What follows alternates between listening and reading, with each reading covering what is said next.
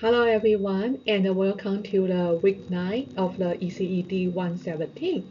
In this short video, I will explain the key assignment, which is titled Building a Culturally Responsive Family-School Relationship in Academically and Culturally Diverse Classroom. That is an important assignment because it asks you to apply this idea we have been learning in this course to your future classroom as a teacher. During this presentation, I will explain the purpose of this assignment and also the paper requirement and the content expectation and how your work will be evaluated. The key assessment is a major course assignment and it is worth 15% of your final grade. This assignment is designed to help you demonstrate your understanding of the cultural diversity in education. More specifically, the paper asks you to explain how family, community, and the school work together to support children's learning and development. You will also connect the course concept to your future teaching practice. In other words, this assignment is about thinking carefully about the kind of the teacher you want to become. Now, let's talk about purpose of the assignment. The purpose of this assignment is for you to explain how you will build cultural responsive relationship with a family in your classroom. Through this course, we have discussed topics such as cultural diversity, family engagement, community partnership, and the inclusive teaching practice. In this paper, you will apply those ideas to your future classroom. One helpful strategy is to write from the perspective of in my classroom.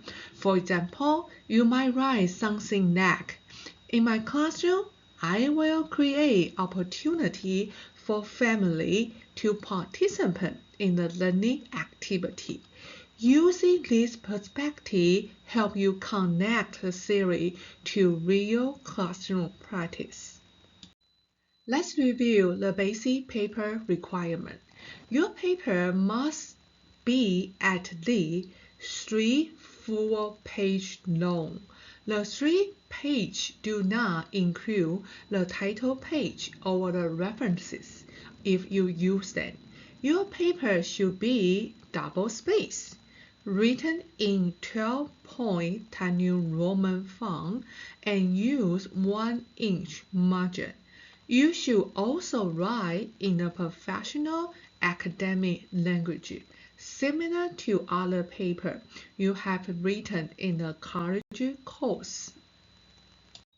After we talk about the basic requirement, now it is a time to talk about the content requirement. The first major requirement is to discuss at least 6 issues related to the cultural diversity and the teaching.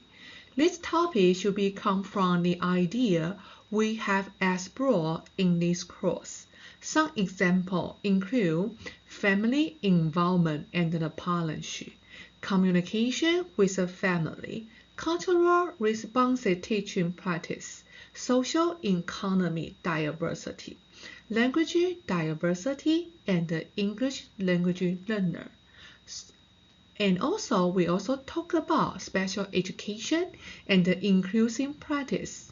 And then differentiate instruction and community support system. You might choose any 6 of these topics or other relevant ideas discussed in our course.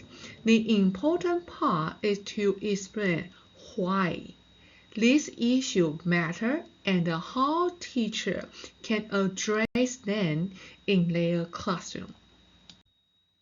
The second requirement focuses on the family system and the community connection. Family come from many different backgrounds and structures. For example, some children may live with a parent, grandparent, guardian, or other caregiver. As a teacher, it is important to respect and support all family structures. In this section of your paper, you should explain how family can be partnered in children's learning, how teacher can build strong relationship with a family, and how community can support student and family. Strong family-school partnership are essential for helping the children succeed. Now let's talk about component requirement, the third one. The third part of the paper asks you to describe your future classroom. Think about how your classroom will operate and how you will support diverse learners and family. You might discuss how you will communicate with the family, how you will create an inclusive classroom environment, how you will support students from diverse cultural or linguistic background, and how you will build trust with the family. This is where you should clearly explain your idea using a phrase like, in my classroom, I will blah blah blah. This section shows how you plan to apply this cross concept in the real teaching situation. Okay, now it's time to talk about use cross concept. Strong paper will also include idea and terminology from our course. You should try to connect your idea to our cross reading, the textbook we have, and the lecture, the show video we have every week. And also we have online group discussion, the class discussion, and the cross material. For example, you might reference idea about cultural responsive teaching, family-school partnership, and equality and inclusive, or cultural responsive learning environment. Use these cross concepts show that you understand the material and you know how to apply it in your future classroom. Now let's talk about evaluation criteria. Your paper will be evaluating using the key assessment rubric. The rubric focuses on the several important areas.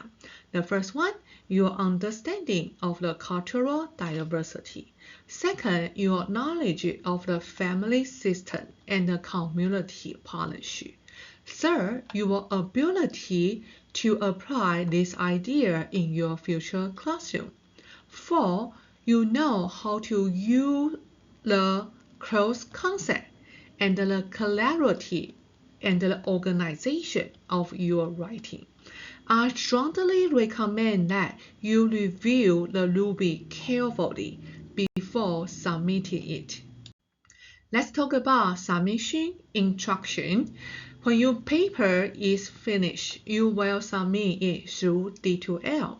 You will also submit the assessment through Anthology, which is the assessment system used by the College of Education. Please make sure that you follow all the submission instructions on the D2L. Also remember, the late submission follow the cross-language policy, so it is important to plan your time carefully. Here are a few tips to help you write a strong paper. First, organize your paper clearly using heading, title, or subtitle. Or a clear paragraph can help structure your idea. Second, connect your idea to a real classroom practice. Explain not only what diversity means, but how you will support diverse students and family as a teacher. Third, use example whenever possible. Finally, review the rubric. Make sure you follow all the requirements before submitting it. If you have any question or concern about the key assessment, please feel free to contact me by email. I encourage you to begin working on the assignment earlier and manage your time carefully. This assignment is an opportunity for you to reflect on what kind of educator you want to become and how you will support diverse students and family. Thank you. I am looking forward to reading your paper.